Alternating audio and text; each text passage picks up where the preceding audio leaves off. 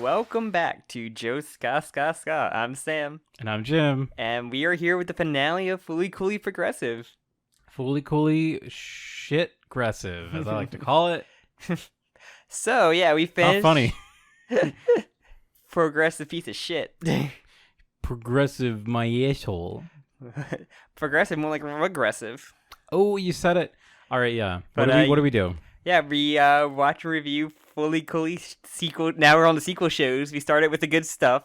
Now we're here with the bad stuff. Episodes 5 and 6, the end of Progressive. So I think I might have hated this watch maybe the least. Yeah, because episode 5 actually had something cool to it. Episodes 3 and 4 I thought were really, really, really bad. Yeah. This one, at least 5 had like the benefit of a totally different art style. Which was like actually looked good. Had a gorgeous intro. Yes. The animation of the intro is incredible. So yeah, from what you said, it was called a paint on glass animation.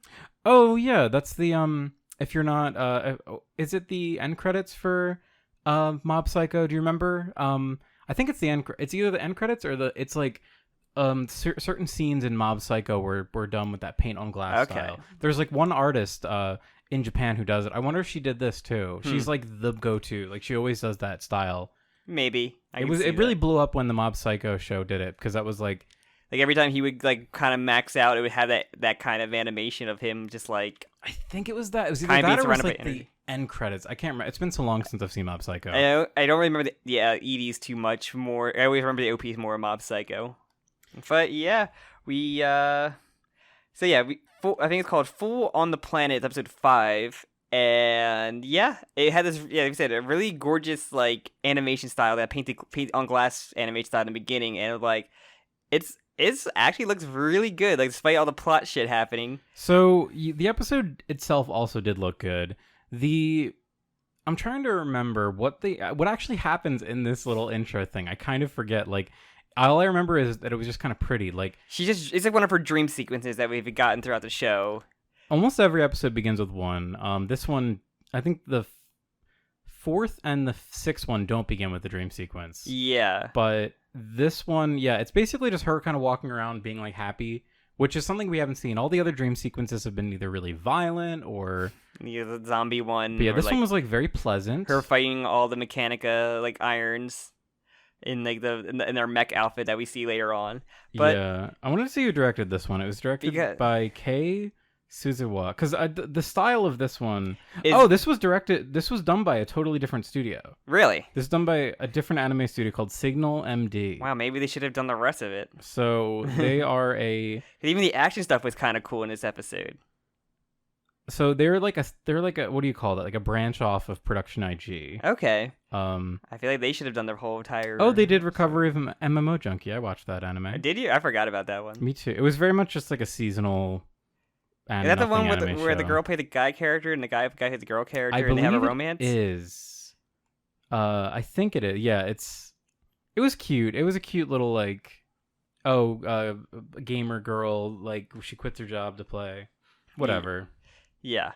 So yeah, we have the dream sequence. We have Not Eyebrows and the eye patch dude. Like they're taking Conti to like an immigration center to dispose of him, I guess. You forgot about pregnant Haruko. Well, we haven't got. We see her like that's the first thing I have written down is pregnant Haruko. Yeah, well, they see that, but then we see I guess the wiki says a seemingly pregnant Haruko, and I'm like, they make very clear thing that she's like taking it like a pregnancy because she's like announces that she's like quitting, she's getting married to Adamus, and like. Yeah, that. So yeah, let's just get that one scene out of the way. And like we're taking a trip to an amusement park. Yeah, So yeah, because she kind of treats it as if she's like just like has a food baby kind of thing. But then she at the school she's like, yeah, I'm pregnant. My man is gonna take care of me. I'm gonna become a housewife. Because I just ate my other half, and I'm literally gonna give birth to myself. Yeah. So but yeah, and then our two main characters don't follow through, and like basically they're at she like kind of like a ghost confronts her in the swimming pool. With like, so it was Ginryu's guitar. That's what he had. Okay. And you mean Haruko too? Yeah, Haruko too, as Jim would say. And he basically says like, "I'm gonna fight you because you're fucking the worst." And he gets he gets like 2 hits on her surprisingly, but Haruko just being OP beats him, gets him pinned down. He's like, I'm not into pregnant girls. I don't have that fetish. Sorry. She is like, it is like a very prominent part of her design, because in the scene at the swimming pool, she's wearing like a swimsuit, like a one piece, like the sort of like school issued swimsuits that you always see in anime. Yeah. But she's got the big tummy. She has a big freaking fupa. Yeah. And he's like, yo, I don't like you like that anymore and anything. And that's when Hidomi stumbles in on him, like her on top of him, and like, oh no, he's going he's being the bottom and she's being the top. Yes. I'm gonna like turn you to a skin suit. So yeah, she has like an overflow moment again. She pulls him in, essentially leaving like a husk, or she like sucks his like skin off, and it's like a skin suit, like a pure black skin suit, just laying on the ground. And there's kind of like 2 speakers, which is it supposed to be like balls, I guess, like a joke about, because it's kind of like, it looks like how like, what do they call that, like car dice, like like the dice that hang in like your rear view mirror. Yeah. It kind of looks like that, but it's like 2 speakers, and he's able to like speak through it. Yeah, like dice. So he says, he's like, I'm so thirsty. So then she goes over and turns on the shower and has a cool moment where she's all soaked under the shower. And we have the flash to her, like her talking to her mom about her mom closing down her cafe because doesn't want to wait for her father anymore. The guy who went out for smokes and never came back. Yep. The classic. But yeah, but we still have. So it's like, okay, that's really important. Even though the show is not treated this as important at all, it's basically been like a background thing. But Hidomi's whole entire character now is fixated on the fact that her mom is closing the shop. Her mom has seemingly given up the hope that her dad will come back. Yes. Which Hidomi's like, no, but daddy, because she's a immature child. He's just getting smoked, so definitely come back. And and his husk inflates like Bubble Buddy from SpongeBob and goes to space. Literally like Bubble Buddy. It was crazy. Yes, and then we have like the theme park stuff where they're like a whole operation to just absorb the energy from the people there, because everybody's going in couples, that you have 99 that they get 99% off of entrance fee if you have go in a couple. Yeah. And we do, as you pointed out, I noticed it too. There are same-sex couples. Yay! We do see boys and girls. Thank God, Fooly Cooly really ringing in. It truly is Fooly Cooly progressive. It truly is.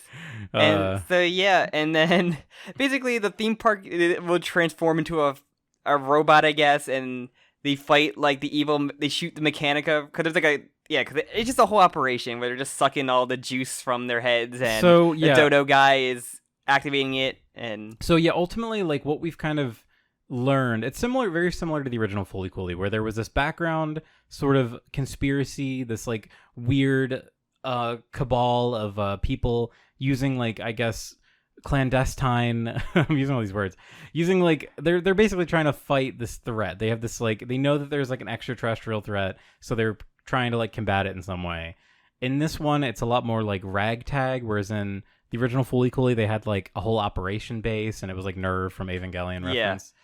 But yeah, so Mr. Dodo, there were some funny gags. So Mr. Dodo is like the theme park mascot, where he's trying to have like a basically a Skype call with the 2 guys, and that gets interrupted. Part was funny. He gets interrupted when like people come by. And I actually really did like that scene too. Like this episode really did, like episode 5 for some reason did feel way better than the others. Yes, there was that one scene where they were like on the guy there. So we learn the guy who we thought was Eyebrows is actually Eyebrows' son. Yeah, we in the last episode we learned. Sure, it's fucking awesome, great reference. Because he looked exactly like him, but without the eyebrows. We never would have guessed. Yeah, but so he there's a scene where him and the other old guy have to communicate with the Dodo, the guy in the Mr. Dodo costume. It's very like spy-esque of like having to click on like 3 different like pictures or links to get. So yeah, it's like, all right, so it's like a very clumsy scene because like the Eyebrows Junior guy doesn't know like what to do, so he's being told like, no, you have to click on the bird that's falling. Yeah, click on the fried shrimp. No, the other picture of the fried shrimp, and it's.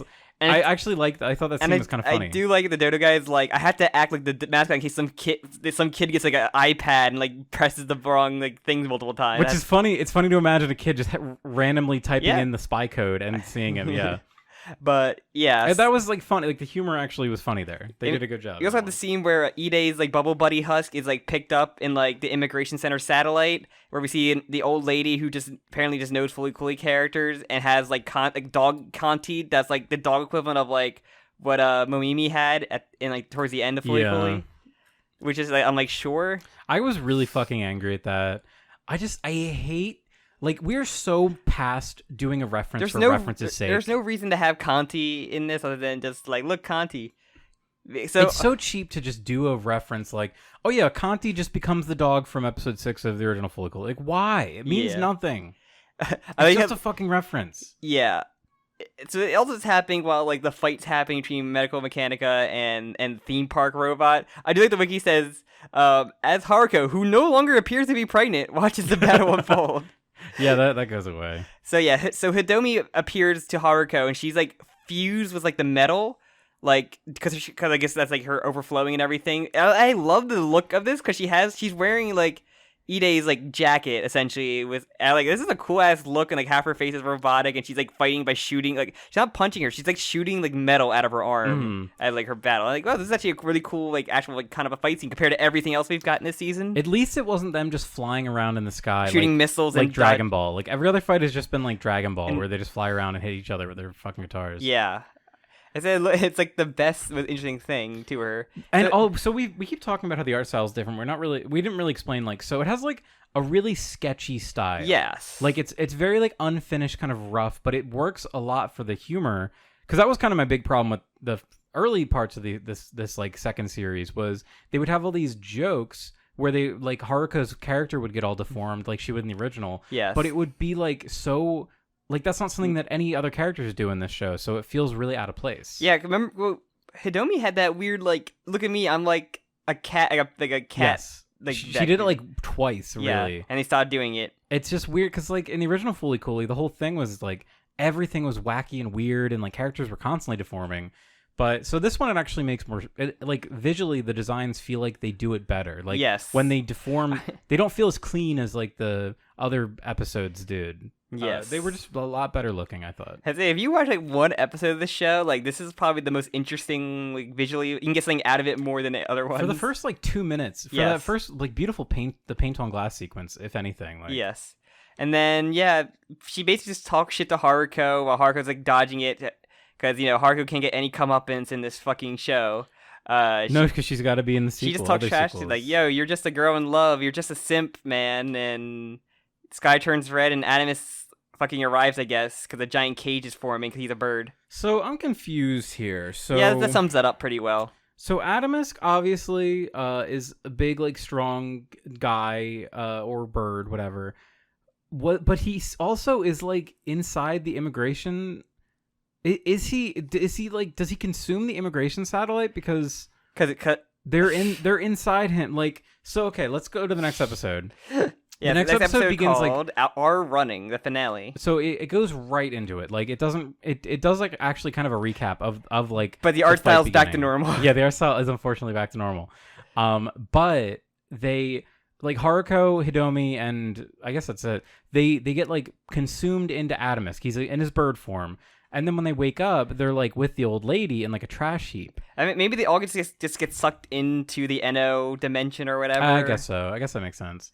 Also, we didn't mention this because I just kind of wanted to get along with the plot, but the explosion animations in episode 5, like the good-looking episode, were awesome. They look like there's a part where they should get that studio. Just like I wonder if like that they got the secondary studio to do the new animation for the new season. Because like if you've seen the trailer, it's like the animation style is completely different than. I would prefer. I mean, it just feels weird that like it was this, and then there was I think episode 2 was done by a different studio. Yeah, and it just feels weird to have those two outliers. It's like how. We keep bringing it up, but like how Gurren Lagann just had like the one episode that had like wildly different direction. Yeah, that guy is infamous though. And rest in peace, is dead. Yeah, I think he also did an episode of Dororo that's also notorious for being a horribly animated episode, despite a show that has good animation. It was also pretty consistent style. It's very strange, very very strange thing, but whatever.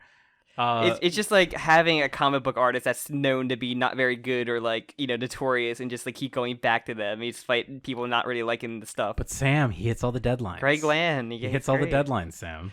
But so basically they get sucked into Adamus. They go to the other dimension essentially, like we said. Oh, sorry. There's another thing that also. So the big fight that's happening is there's a big like combined mech of all the amusement park things. Yes. So as you said, like it's shooting like a mini nuke launcher, but a very stupid sound effect from Fallout. Yeah. Well, they're like teacups because it's like the teacup ride, which I thought was kind of clever. But they're fighting the big iron, the big Medica Mechanica building. Big iron on its hip, yeah. And it shoots a giant epic laser that explodes, and the effects are really cool. But then it turns into like a mochi. Yeah, because it's shooting out mochi everywhere. The iron does a really cool like, healing factor thing where it's like heals like one bit at a time. Yeah, that was pretty cool. But like in a sheen kind of reflection way it does it. Yeah.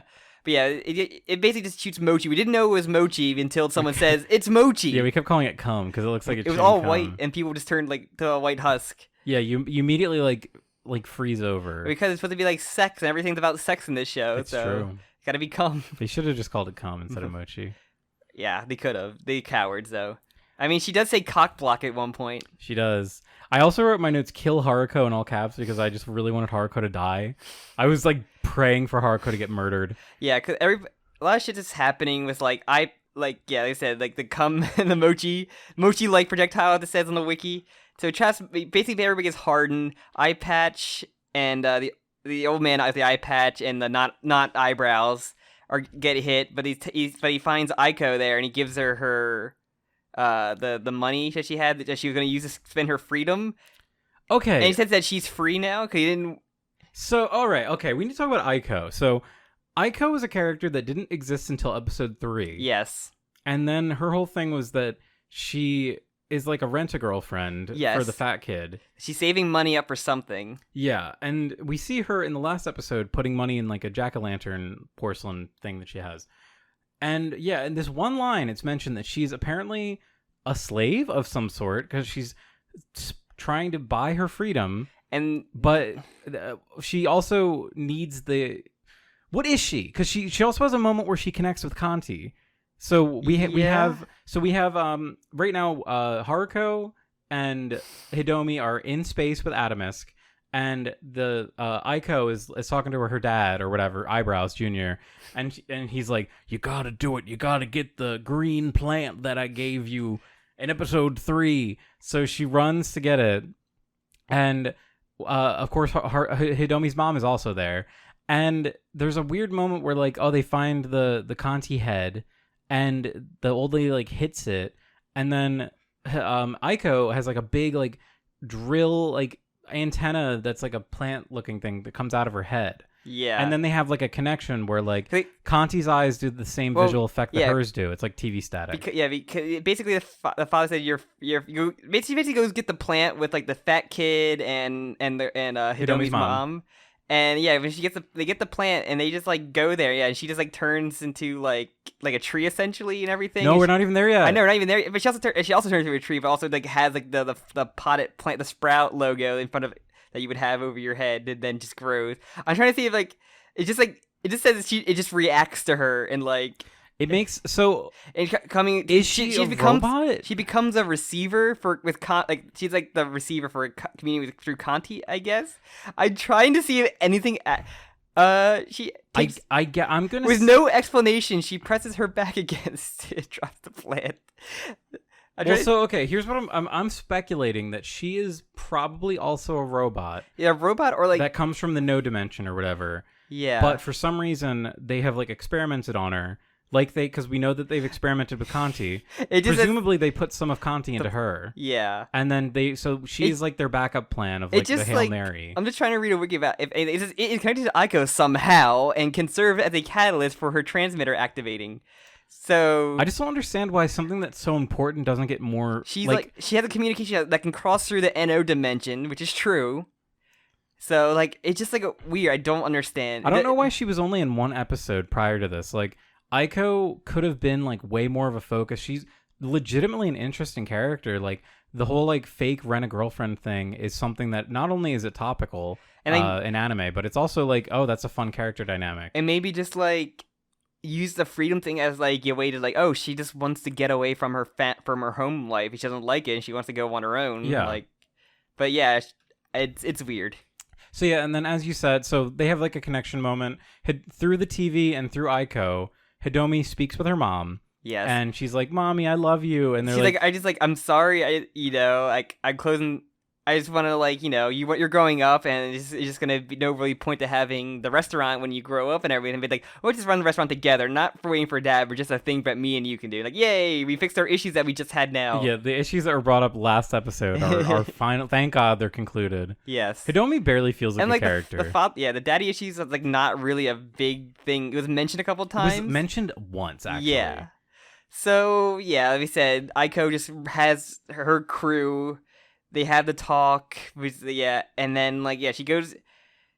It's just like it's really weird. I like it that Hidomi decides to remove her limiter, which she doesn't though. That's not even true. She wants to, but yeah, she literally stops, and Kanti has to fucking do it for her. Yeah. So okay, so yeah, we have and she dons her armor that we saw in the first episode, essentially, because remember fucking Kanti armor. Yeah, okay, so so there's two things kind of happening right now. So we have Aiko with the plant, as you said. She goes to the iron, the medical mechanica building, and she turns into a tree, presumably destroying it, I guess.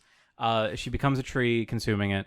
Then in Atomisk, in space, in the NO space, we have a random Kanti who has only been ahead for this whole show. Has his body back. Just has his body back, and he's like being all funny and cute. And they're all working together now, even with Haruko, to get out of there. Which fuck Haruko, just do it your own, because I feel like they'd be fine without her. It did really piss me off. Like what's her name? Hidomi like tries to take her cat girl earphones off, but she can't do it. So Kanti has to do it for her, and like. Why are you just removing all the agency away from her? Haruko's like fucking gaslighting her and like scaring her with like, if you take them off, you'll go crazy, right? But it's just like she still should be the one that makes the decision. It shouldn't. If your limiter's not gonna be human, right? It shouldn't be Kanti. That'd be like if fucking like C-3PO at the end of like episode 3, he's like, "Oh wait, Anakin, no, don't kill your wife. Like, no, let me help. Let me do medical miracles to save your wife." Like, you can't just have a random robot come in and like change the course of the story. Oh my god! It just what happened. We brought back we brought back that one bounty robot from fucking New Hope and just got him in here to just like save the day. IG-88 or whatever. He was actually from the Empire Strikes Back sound. Empire Strikes. And he was epic. We brought him back. Boba Fett. Wait, not Boba Fett. We brought him back for the prequel to save the day. But yeah, so they get out essentially, and they basically get out there, and like Ide's inside Kanti, and they have to like. And Kanti's is Atomisk. Kanti's like is powering Atomisk is powering Kanti. So and Ide's in there as well. So Haruko's trying to get to Atomisk, and Hidomi wants to go get Ide, and they both just like beat each other. She comes out of like the visor of the mech, and they both go in to smooch them. Yeah, they both want to kiss Kanti at the same time. It's weird. I didn't really feel in character with Hidomi. Yeah, I really didn't. And she's like a shy, timid girl. Like she barely has like any energy to like talk about her affections to Ide. Yeah, but no, she's running towards him to kiss him. So yeah, and basically Ide gets rescued by Hidomi, and Haruko absorbs Atomisk. She goes to Atomisk form, but then out aborts itself as Ginyu essentially. It frees herself from her belly. Well, so what happens? Atomisk like rejects her. Yeah. So like both Atomisk and Ginyu just abort themselves out. So yeah, Atomisk shows up in a form we've never seen. He looks like, as you pointed out, an anti-spiral from Gurren Lagann. He's very like there's nothing to his design. Haruko basically is like trying to kiss him, touch him, and he's just like he has like a what is it called, a AT field around him where she can't touch him. And literally, and then Haruko cries. She literally cries. She's like, "I can't. I need you. I fought for you. Fuck you." He hugs her, and then it turns to the Ginyu, and yeah, Ginyu's back. So yeah, basically, Atomisk is rejecting Haruko. Yes, and then Ginyu embraces Haruko. Haruko is fucking. Haruko is like the meme of like you were inspired by them the wrong. It's like how people inspired by like the Breaking Bad guy. Walter White. It's like you missed the point by like idolizing her. Yes. Like Haruko's horrible. Haruko does not deserve any like love. Presumably Ginyu is like part of her, so is this like a self-love thing? It's like every villain that's like a goal is to resurrect somebody. They realize it and then they cry like or feel sorry. I am the hero. Like you should. I feel sorry for me. I try to get my love and I got rejected. Like me. Like nah, you're like the villain. In, like every fucking. Like... Haruko's so unsympathetic. She's so selfish. She's really cruel. She's not even funny anymore. Like at least Haruko was funny before. Now she's like. I just hate her. I want Haruko to fucking die. But she was the antagonist. She was very clearly antagonistic in like the original Fully Coolly, where this one are trying to make me feel sorry for her, where they don't make you feel sorry for her in like the original show. Like yeah, not at all really. Like if anything, she kind of gets off a little more scot-free in that one. But she gets like the Naoto kind of gets her with like the fuck you, like I like you kind of thing, and she's just like doesn't really know how to react to that. Mm-hmm. Which they kind of do. I guess they kind of do like a little inverse of that in this one. Yeah. With Ide, where Ide but she has that. no like because at the end because they defeat everything. Aiko destroys Medical Mechanica. She comes out naked, and the fat guy catches her. She like is bloom. She's like comes out of like a big pumpkin that plant sprouts. A flower that turns to a pumpkin into jack-o'-lantern, not even a pumpkin. Yeah, and then like, Ide's out there, and she basically like, oh, I don't like you, Haruko. I like Hidome. And she laughs about it and flies off, and that's because of course. And everybody's out. We find Eyebrows is like the son. He's the son of Eyebrows and all that thing, and Eyebrows Junior. Essentially. And yeah, that's basically. And then they kiss at the end. They have a. They hold hands and they almost kiss, and it cuts to black before the lips. Before we see them consummate their marriage. So apparently, this was the first TVMA episode of the Fully Coolly series because she says shit and cock block. That's funny. Huh. So okay. Yeah, and this is the one to reveal take place at least a generation after the original OVA series, because of the kid, and then so I'm trying to think of anything else in this trivia fact other than nothing really interesting in here. Yeah, I didn't like this very much. This wasn't very good. Nah, I'm not really. Some like concept art of like designs and everything, but nothing too crazy. I feel like showing on here. But yeah, that was fully progressive. Yeah, it just felt like really pointless. It feels like it really didn't quite understand what was so appealing about the original series, and it just shows that you really can't recapture that kind of spark. When the spark exists, it doesn't exist forever. You can't recapture that. Yes, but yeah, I was like, I don't like keeping Haruko in there as like. She's like, but it's a weird thing. She should be the antagonist, like, but like you can't like keep making her try to make her likable and keep her like away scot free like that. Like she gets like no comeuppance really, other than getting like rejected by Adamus, because she gets Adamus, she gets her objective, it just gets rejected. Like and at the end of the show, she flies off and like to Ginyu just saying like, oh, I'm gonna try to get him again. I'm like, she learns nothing at all. She literally learns nothing. And it's like insanity. Like she's just gonna keep doing it. Like this is a pathetic character. Yeah, this is a pathetic character. Learns nothing. She's just gonna be the jokey like character that learns nothing from all these past experiences, and dreading seeing her being more of a focus in alternative. It's like it makes me like sick to my stomach that they're making more of this. I know. Shoegaze and grunge. Why? I don't know. They gotta keep fucking beating this dead horse. I'm like, just like you don't. People come from, there's aliens, so you can bring in other ones. You don't gotta keep doing. I know Haruko's iconic and everything, but you don't gotta keep doing the same one. Like, you don't have to do Fully Coolly. It doesn't need sequels. You supported them. You supported them financially. Yeah, but we're gonna destroy it by the end of it. We're gonna plant it right in your garden and grow a jack-o'-lantern. No, we're not. We've been over this. I will not plant something so hateful in my garden. Get a very hateful pumpkin planet. No. But yeah, I think episode 5 was cool watch, because visually it was very appealing. It was the most enjoyable thing out of this, I'd say. Felt the most different. Like, felt like, okay, this is them actually doing something different. But yeah, what can you say about this? It's just not very good. Yeah, not very good. It's not really worth watching.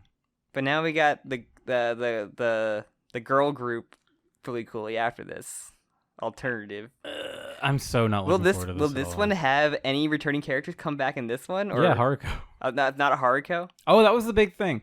Yeah, none of the characters in the ED actually showed which up. is weird that they just threw them in there. It is really weird. It's honestly, I guess it's better than them showing up, but at the same time, I wish they just wouldn't have done it. Period. Now we know at least this one was like a generation afterwards, so they're probably like adult, I guess.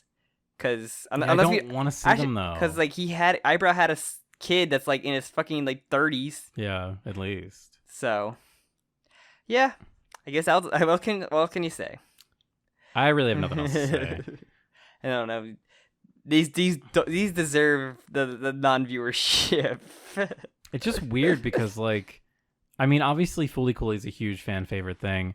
And then these came out and there was a lot of discussion. I know there was a lot of, like, YouTube videos about them because it was, like, 2018 and that was kind of, like, it was very in vogue to do, like, anime video essay at the time. But, yeah, it's, like, does anyone really care about this? Does anyone really even talk about this anymore? Like, yeah. The only reason people talked about it recently was because they announced the 2 new series that are coming out. You can get a lot out of the original series, but this one, like, what did I get out of it? Yeah, it's pretty hollow. I don't really. Well, I would never revisit this. Like, there's so many things. Like I said, the biggest pros is like you really understand. Like even characters that only really appear for like one focused episode, you get a lot out of the characters. Where like I learned like nothing about like any of these characters in this show, really, like personality wise and like character wise and like what they're going through, like some of the changes you go through in puberty and everything. Where this one, I like don't get anything out of. Yeah.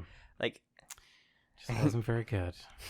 I think I said this last time too. Where like compared to all the female characters that we got to know in every episode focus of the last season, we got to know so much and very deep into. What did we learn about Hidome? What did we learn about? She's really not a character, unfortunately. The random episode with Marco is like where he had a crush on her weird like other personality that was like manipulated, and like her weird Moe version. Yeah. And then Marco's just not irrelevant. Yeah, Marco is a non-character after that. Where like every character like would pop up afterwards, like I don't know.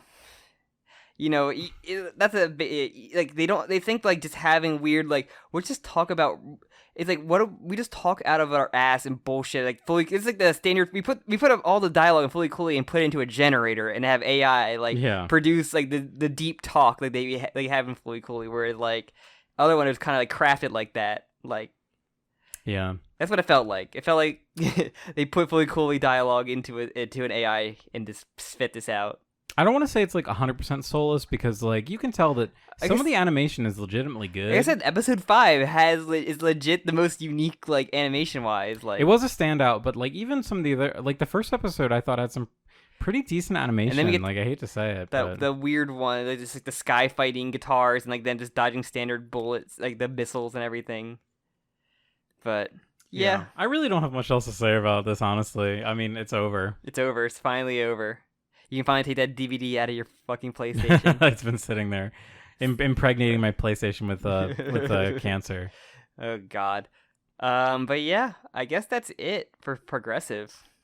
Yep. I would probably rate it pretty poorly. I don't know. I don't want to give it a number rating. I can't really. We just finished it. Yeah, it would be pretty fucking low. I would rank it below Fully Coolly original. Really? All right, Fully Coolly tier list. Fully Coolly 1 goes in A. Fully Coolly Progressive goes in G. Yeah, ranked all 3 seasons. I think this is. I gotta see which one to refer. I think this is probably. Hopefully, this is the one referred as bad, and the next one's gonna be the one that's mid. But we'll see. Cute Girls Fully Coolly, I think we're on to next. Cute Girls Fully, it's like all cute girls. You don't have to deal with a couple. I don't have faith in them making anything different or interesting. I feel like we're just gonna get the same shit again. Like, probably. If it's any different than this, then I guess that'll be a plus. Same old shit. It was just like they just went through the motions again. I think that's the worst thing you can do with a remaster. Like I said, reimagining. It was just Fully Coolly into an AI simulator. Yeah. So, all right. I guess with that, we'll plug it up, right? Plug it up, big boy. It's starting to get hot in the recording studio, and I'm ready very hot in the recording studio. To wrap this up. Well, thank you anybody that's been digging this, checking out the series. Thank you very much for listening. The second season of this. If you don't forget to like, put some comments if you have anything to say about this, and subscribe if you haven't. You can follow the podcast on Twitter or me and Jim separately. You can also join our Discord And with that, we can end this and go cool off Oh yeah. in the air conditioning. Oh yeah. 'Cause it's 90 degrees outside and during this recording, and we are dying slowly. All right. With that, we'll see you next time when we start alternative. Alternative. All right. Thank you for joining Alternative us. crap. I hope you haven't been watching the show. I hope you've just been listening to us. All right. See ya. Bye.